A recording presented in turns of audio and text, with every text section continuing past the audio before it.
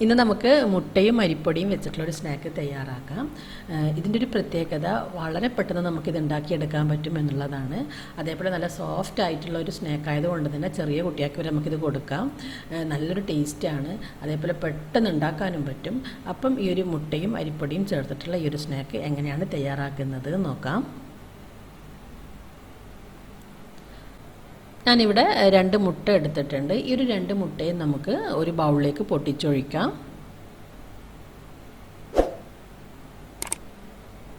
ഇനി ഇതിലേക്ക് മധുരത്തിന് ആവശ്യമായിട്ടുള്ള പഞ്ചസാര ചേർക്കാം. ഞാനിവിടെ 1/4 കപ്പ് പഞ്ചസാരയാണ് എടുത്തിട്ടുള്ളത്. ഇനി ഇതിലേക്ക് ചേർക്കുന്നത് ഏലക്കാപ്പൊടിയാണ്. ഒരു 1/4 ടീസ്പൂൺ ഏലക്കാപ്പൊടി കൂടി ചേർത്ത് കൊടുക്കാം. ഇത്രയും ചേർത്ത് നമുക്കിത് നന്നായിട്ടൊന്ന് മിക്സ് ചെയ്തെടുക്കണം. ഒരു വിസ്ക് വെച്ച് നന്നായിട്ട് ഈ ഒരു പഞ്ചസാര മുട്ടയിൽ മിക്സായി വരുന്നത് വരെ ബീറ്റ് ചെയ്തെടുക്കാം. അപ്പോൾ നമ്മുടെ പഞ്ചസാരയും മുട്ടയും ഞാനിവിടെ നന്നായിട്ട് അടിച്ചെടുത്തിട്ടുണ്ട്. ഇനി നമുക്കിതിലേക്ക് ചേർക്കേണ്ടത് അരിപ്പൊടിയാണ്. ഞാനിവിടെ 1/4 കപ്പ് അരിപ്പൊടിയാണ് എടുത്തിട്ടുള്ളത്. അരിപ്പൊടി എന്ന് പറയുമ്പോൾ നമ്മൾ ചേർക്കേണ്ടത് പത്തിരിപ്പൊടിയാണ്. ഞാനിവിടെ 1/4 കപ്പ് പത്തിരിപ്പൊടിയാണ് എടുത്തിട്ടുള്ളത്. ഈ ഒരു കാര്യം പ്രത്യേകം ശ്രദ്ധിക്കുക. പത്തിരിപ്പൊടി തന്നെ ചേർക്കുക. നമ്മൾ സാധാരണ അരിപ്പൊടി എടുത്തിട്ടുണ്ടെങ്കിൽ നമ്മുടെ ഈ ഒരു അപ്പം അത്ര സോഫ്റ്റായിട്ട് വരില്ല, കുറച്ച് ഹാർഡായിട്ടാണ് ഉണ്ടാകാം. അതുകൊണ്ട് പത്തിരിപ്പൊടിയിൽ തന്നെ ചെയ്യാം. ഇനി ഈ ഒരു അരിപ്പൊടിയും അതേപോലെ മുട്ടയും നമുക്ക് നന്നായിട്ടൊന്ന് മിക്സ് ചെയ്തെടുക്കുക. അരിപ്പൊടി ഒട്ടും തന്നെ കട്ടയില്ലാത്ത വിധത്തിൽ മുട്ടയിൽ മിക്സ് ചെയ്തെടുക്കണം. അതേപോലെ ബാറ്റർ ഒരുപാട് ലൂസാവാൻ പാടില്ല. നിങ്ങൾക്ക് കുറച്ചുകൂടി അരിപ്പൊടി ചേർക്കണമെന്നുണ്ടെങ്കിൽ ചേർത്ത് കൊടുക്കാം. അപ്പോൾ ഞാനിവിടെ മുട്ടയും അരിപ്പൊടിയും നന്നായിട്ട് മിക്സ് ചെയ്തെടുത്തിട്ടുണ്ട്.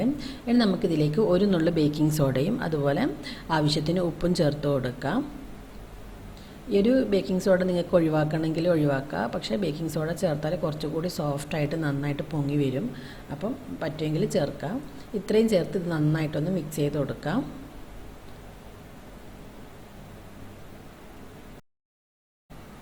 അപ്പോൾ നമ്മുടെ ബാറ്റർ ഇവിടെ റെഡി ആയിട്ടുണ്ട്. ഇതിനൊരു പാൻ വെച്ച് പാനിൽ ചൂടായി വരുന്ന സമയത്ത് നമുക്കിതിലേക്ക് കുറച്ച് നെയ്യ് ചേർത്ത് കൊടുക്കാം. ഈ ഒരു സ്നാക്ക് നെയ്യിൽ ചെയ്യുമ്പോഴാണ് കൂടുതൽ ടേസ്റ്റ് ഉണ്ടാകുക. കുട്ടികൾക്കെല്ലാം കൊടുക്കുന്നത് കൊണ്ട് തന്നെ നെയ്യിൽ ചെയ്യുന്നതായിരിക്കും നല്ലത്. നിങ്ങൾക്ക് അഥവാ നെയ്യ് ചേർക്കാൻ താല്പര്യമില്ലെങ്കിൽ ഏതെങ്കിലും ഓയിൽ ചേർത്താൽ മതി. ഇപ്പോൾ പാൻ നന്നായി ചൂടായി, നെയ്യ് നന്നായിട്ട് ചൂടായി വന്നിട്ടുണ്ട്. ഇനി ഇതിലേക്ക് നമുക്ക് 1/4 കപ്പിൽ പകുതി ബാറ്ററാണ് ഞാൻ ഇതിലേക്ക് എടുത്തിട്ടുള്ളത്. ഈ ഒരു ബാറ്റർ നമുക്കിതിലേക്ക് ഒഴിച്ചു കൊടുക്കാം. നമുക്കിതിനെ അടച്ച് വെച്ച് ഒരു ലോ ഫ്ലെയിമിൽ വേവിച്ചെടുക്കുക. ഇത് പെട്ടെന്ന് തന്നെ വെന്ത് വരും. നമ്മളിങ്ങനെ അടച്ച് വെക്കുന്നത് കൊണ്ട് തന്നെ പെട്ടെന്ന് തന്നെ വെന്ത് ചെറുങ്ങനെ ഒന്ന് പൊങ്ങി വരും. ഒരു കാര്യം പ്രത്യേകം ശ്രദ്ധിക്കുക, ലോ ഫ്ലെയിമിൽ തന്നെ ചെയ്യണം. കാരണം മുട്ടയായതുകൊണ്ട് തന്നെ പെട്ടെന്ന് ഇത് കരിഞ്ഞു പോകും. അപ്പം ലോ ഫ്ലെയിമിൽ വെച്ചിട്ട് ഇതിനെ വേവിച്ചെടുത്താൽ മതി. ഇപ്പം ചെറുതായിട്ടൊന്ന് പൊങ്ങി വന്നിട്ടുണ്ട്. ഇനി നമുക്കിതിനെ തിരിച്ചിടാം. ഇനി നമുക്കിതിൻ്റെ അടിഭാഗം ഒന്ന് കളർ മാറി വരുന്ന സമയത്ത് പാനിൽ നിന്ന് മാറ്റാം. ആവശ്യമെങ്കിൽ കുറച്ചുകൂടി നെയ്യ് ഒഴിച്ചു കൊടുക്കാം.